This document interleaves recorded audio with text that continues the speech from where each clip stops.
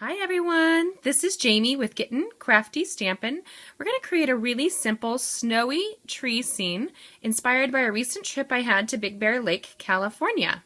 I know you're thinking, really? A lot of this country is covered in snow, but it's not here in Southern California. So I was having fun creating a really clean and simple card. So this here is the Crumb Cake ink and the archival black ink with the Petite Pears stamp set. This is Merry Christmas and the Lovely as a Tree. So what we're going to be doing is, it's a very, very simple card. We are going to take the Crumb Cake cardstock and we're going to ink it up, or stamp it, I mean, with these two inks. No, stamps. Sorry about that. The black archival ink is a really true black. I love it, love it, love it. Like no words love it. You can see it's nice and wet. And here I'm going to stamp it down. I might do a wiggle, but I'm not going to do a big rock. You don't want to rock on your cards. And then here I'm going to do the Merry Christmas from the Petite Pears. Now the pears are designed to work together, so you can actually stamp the sentiment either on the outside or the inside. You choose. Once you have the pretty tree, it's really pretty on its own. You can add some snow to it. So here I'm going to take our Stampin' Up! White chalk marker. I really, really, really, really love this look. I love the look of the Crumb Cake cardstock with black and white accents. Here I'm going to go underneath of the black. Gives it a real subtle but dramatic. It's hiding or accenting, not hiding. So here I'm just going to go add a little bit of the white to the black branches. You don't have to add a ton. Really, less is almost more. We will also use the white chalk, white craft ink with our black archival ink pad. Just little bits.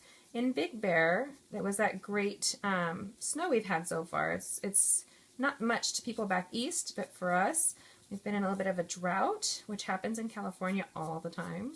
So it's nice to have a little bit of that white fluffy stuff to play with. And you can always see my adventures on my blog at gettincraftystampin.com. So here it's very simple. I mean, it doesn't take a long time to get this done. Don't overthink it. You can really overthink stuff and you'll do more than you need. You just want little additions of the white. And then maybe come in and go along one side. When you stick with one side in particular, that is like your natural light. So I'm going to go up creating like a natural light there. Very simple. Now we're going to use the Softly Falling Textured Embossing folder from the Stampin' Up! Holiday catalog. It's also going to be in the Upcoming Occasions catalog coming out in January. So grab yours. It's awesome. I really love it. And here I'm going to take the score line and I'm going to see exactly where I need to go. And I go over the score line just a little bit. This is the 6-inch size. I really love that. And here we're going to use it on my Big Shot. So I'm going to put it in, put it like so. I like to actually stick it so that it goes inside and closes its mouth. I know I'm kind of a visually oriented girl, so it works that way for me. And then I'm going to make sure it's all lined up, and I'm going to crank through. I'm not standing, so that's kind of screwing with me here. Sorry, guys. So once it catches, I'm going to go through. I need to flatten my plates again, and I have a YouTube video on how to do that as well.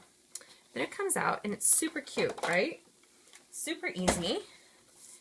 I love our Big Shot. It's a worthwhile investment. I was telling somebody today that I actually was resistant to getting it at first, but fell in love with it once I did a hand embossing job for my niece's wedding.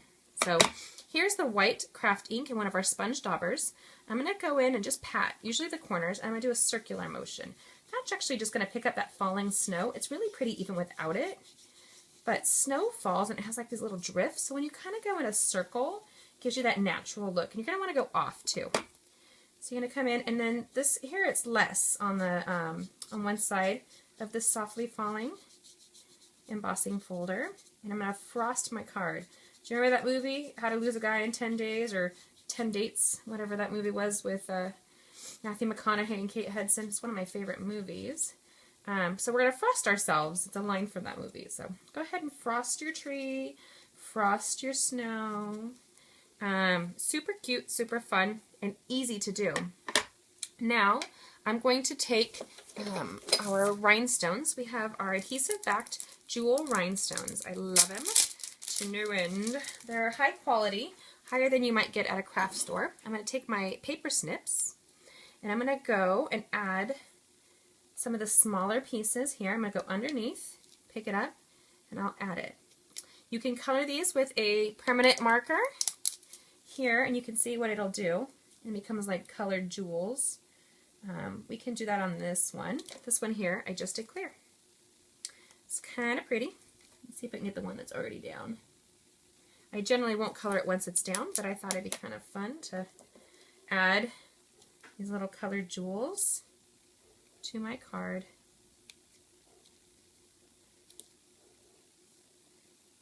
A little pop of color, huh?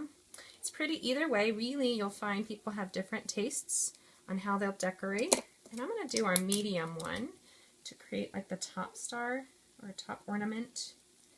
You can really add more. Always want to add odd numbers. Odd numbers is really appealing in art. So you're going to want to add an odd number. I was asked for a really simple Christmas card in a recent video, and here it is.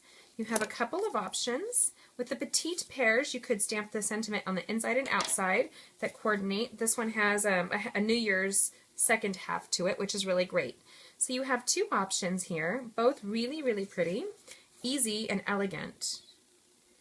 Perfect for this holiday season. And if you're running behind a little bit on your card making like I am, then you might want to do some simpler cards to create your Christmas cards this year.